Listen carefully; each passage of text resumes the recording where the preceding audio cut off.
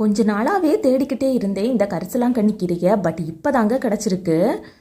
மஞ்சள் கலர் பூ, அதுக்கப்புறமா வெள்ளை கலர் பூ அப்படின்னு சொல்லிக்கிட்டு 2 வெரைட்டி இருக்கிறதா சொல்கிறாங்க. பட் எனக்கு கிடச்சது பார்த்தீங்கன்னா இந்த வெள்ளை கலர் பூ தாங்க. அதிகமாக நீரோட்டம் இருக்கக்கூடிய குளம், அதுக்கப்புறமா வாய்க்கால் சைடெல்லாம் இந்த செடி வந்து நல்லாவே செழித்து வளரும் அப்படின்ட்டு சொல்லுவாங்க. பட் நான் இது அறிஞ்ச நாளில் இருந்தே எங்கெங்கேயோ தேடி பார்த்தேன். பட் ஒரு இடமுமே கிடைக்கல. பட் இப்போ தாங்க ரீசெண்டாக கிடைக்குமா கிடைக்காதா அப்படின்ட்டு இருக்கும்போது தான் இந்த கீரையே கண்டுபிடிச்சது.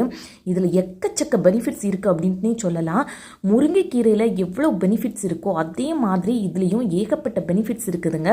ஹேருக்கும் சரி, நம்மளுடைய உடம்புக்கும் சரி அவ்வளவு ஹெல்த் பெனிஃபிட் தரக்கூடிய ஹீமோக்ளோபின், இரும்பு சத்து எல்லாமே இதில் அதிகமாக இருக்குது.